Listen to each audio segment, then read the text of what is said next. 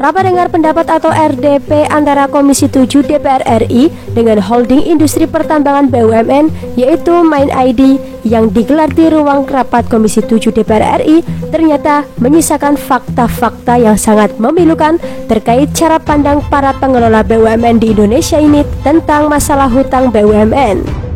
Penulis tidak mau mengulik tentang drama ancaman pengusiran yang dilakukan oleh salah seorang anggota Komisi 7 DPR RI terhadap bos Mind ID tersebut. Karena bagi penulis itu hanyalah drama saja, semacam sinetron dan drama Korea yang ujung-ujungnya malah membuat kita semakin tambah bodoh jika terus-menerus menonton dan memperhatikannya. Ada yang menarik dari perkataan bos Mind ID dalam rapat dengar pendapat atau RDP dengan Komisi 7 DPR RI tersebut. Akun YouTube Kompas TV mengunggah sebuah video terkait rapat dengar pendapat atau RDP tersebut dengan judul panas. DPR cecar dan usir Dirut Inalum dari ruang rapat. Penulis pribadi melihat bahwa pada menit 3.50 dalam video tersebut, bos Mind ID mengatakan bahwa nggak ada jaminan pak, tidak ada yang dijaminkan. Ya, bagi penulis itu adalah paradigma yang sangat berbahaya, apalagi dalam memandang masalah-masalah penting seperti utang BUMN. Terserahlah mau itu utang apa saja ya, mau utang BUMN ataupun utang swasta. Secara hakikat utang pasti ada jaminannya. Minimal jaminannya adalah nama baik atau kredibilitas. Tidak akan pernah ada pihak yang mau memberikan hutang dengan cuma-cuma. Hanya orang bodoh yang mau ngasih utang secara cuma-cuma tidak pakai jaminan. Oke lah, kita bisa berdebat panjang tentang bahwa utang bisa tidak pakai jaminan. Tapi jangan lupa bahwa para investor yang menghutangkan uangnya di holding pertambangan itu mau memberikan uangnya pasti hanya karena status holding pertambangan tersebut berbentuk BUMN. Penulis tidak yakin jika holding pertambangan itu bentuknya swasta mereka lalu mau memberikan uangnya dalam bentuk hutang.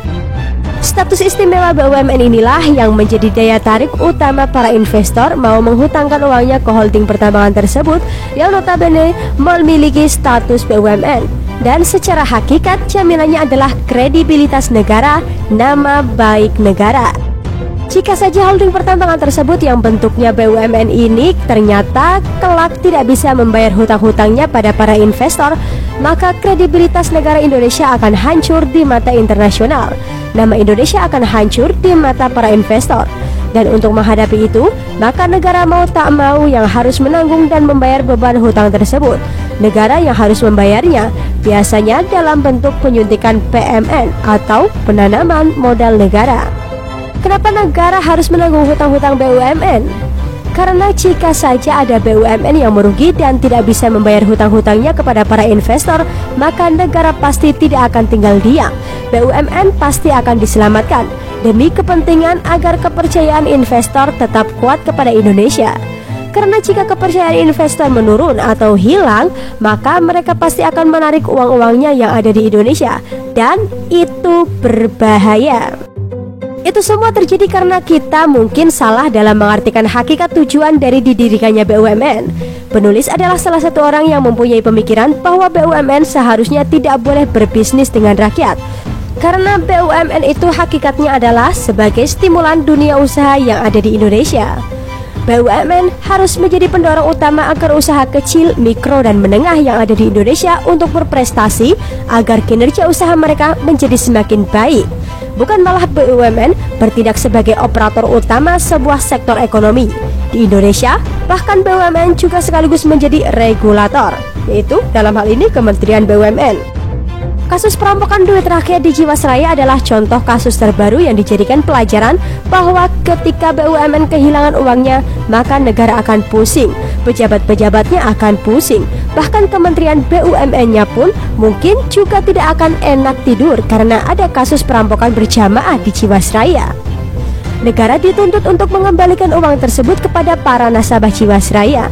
Karena secara hakikat, uang para nasabah yang ditabung di Jiwasraya itu adalah sebuah hutang bagi Jiwasraya. BUMN yang berada di bawah kendali Kementerian BUMN. Lalu, masih ada yang mau bilang jika BUMN berhutang bisa tidak pakai jaminan.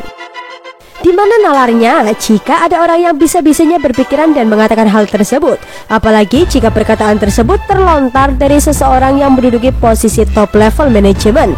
Sungguh menurut penulis itu adalah sebuah pemikiran yang sangat berbahaya bagi kelangsungan sistem ekonomi Indonesia ke depannya. Ya, bagi penulis, orang-orang seperti itu adalah orang-orang dengan cara pandang yang sudah tak relevan dengan kondisi zaman seperti sekarang ini. Bisa-bisanya mengatakan kalau hutang tak bisa pakai jaminan, di mana akhlaknya? Ditulis oleh T. Anugroho, dilansir dari siwo.com.